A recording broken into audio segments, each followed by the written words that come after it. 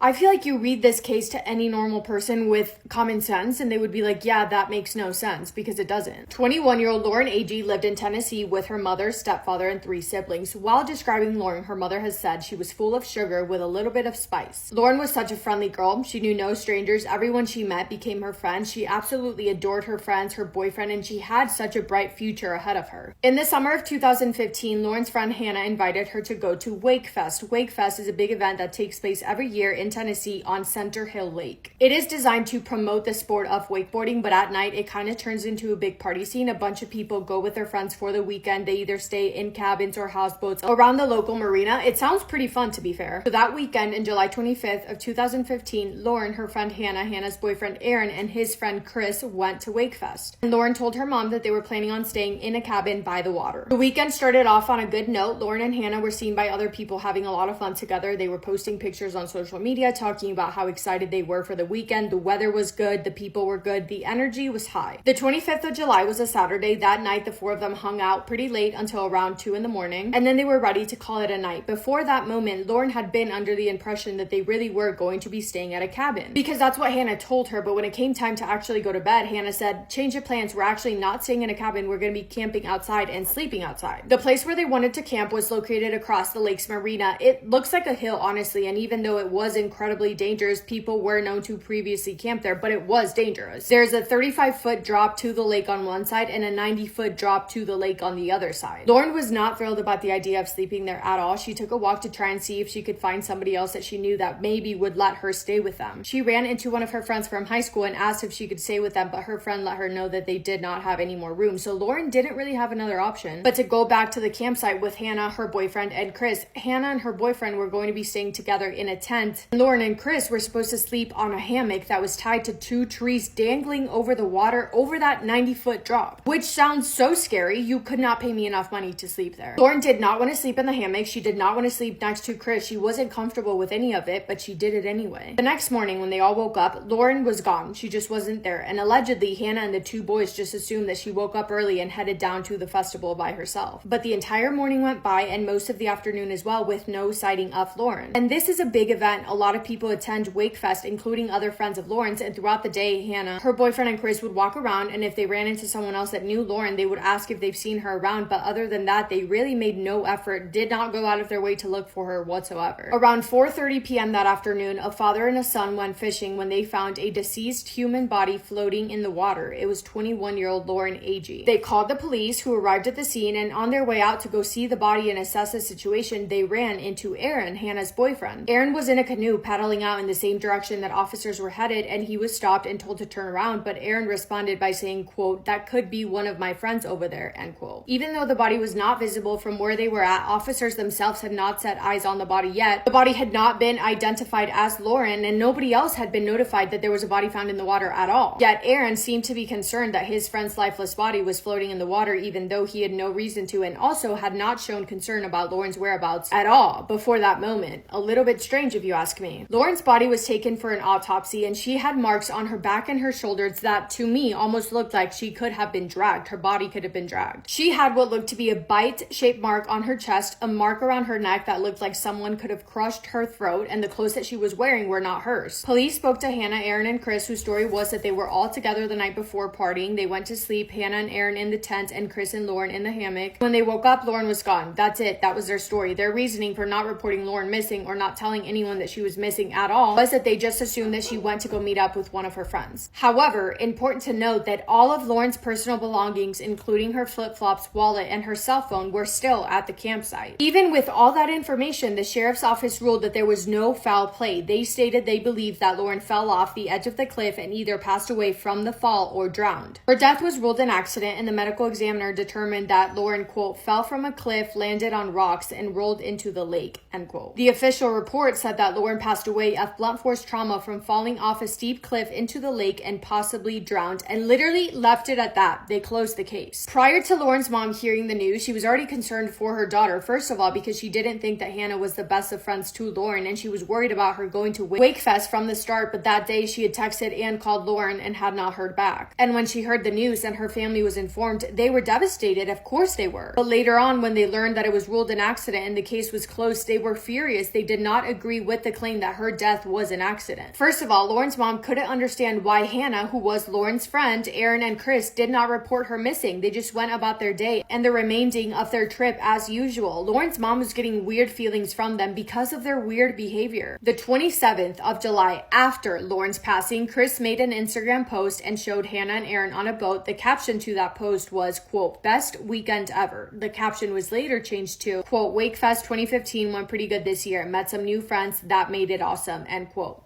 Your friend's life ended. You went there with one person and she's no longer here. She passed away and you're posting pictures saying that it was an awesome weekend? Strange. It's strange. You can't tell me it's not weird. It is weird. Lauren's mom hired a private investigator to help her investigate her suspicions regarding Lauren's death. The PI reviewed the autopsy photos and saw that strange bite mark on her chest and marks that looked to be signs of strangulation across her neck. She also noticed in the autopsy that there was no water found in Lauren's lungs. So how or why could it have been ruled that her death was an accidental drowning when there was nothing proving that? No water found in Lauren's lungs, injuries to Lauren's body that indicate that she was involved in a struggle prior to her death and are not consistent with a fall, symmetrical injuries to Lauren's back and shoulders that would be consistent with a body being dragged, and her clothes and injuries not being consistent with a fall. On top of that, it was determined that if Lauren did fall off from that cliff where she was camping, it would have been impossible for her body to float against the current to the cove where her body was found. They also found out that the detective who investigated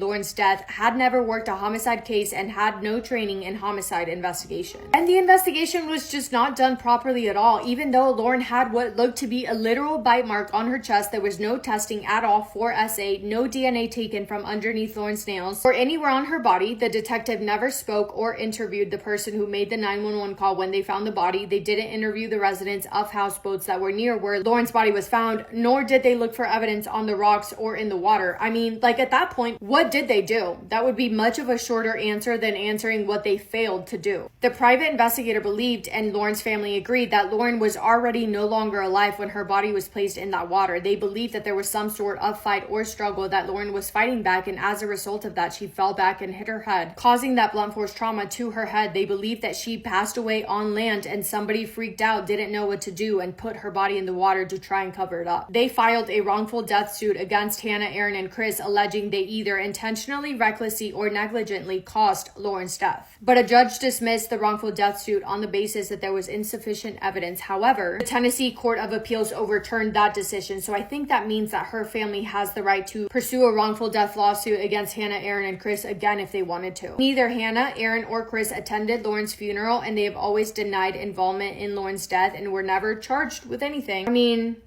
my opinion is they're lying. I'm just so shocked that it was so... Case closed, she fell, and that's that. This is someone's daughter. This is someone's loved one. How are you not looking into it seriously? Someone's life was lost. I'm sweating now because this makes me angry. That is all I have for today's video. Please let me know your opinions on this because I think it's somewhat of a controversial case. Thank you for spending time with me today and for listening to Lauren's story. I hope you guys are having the best day. If not, go do something to make it the best day. Make somebody happy, and I will see you in my next video. Massive kiss on the forehead to every single one of you.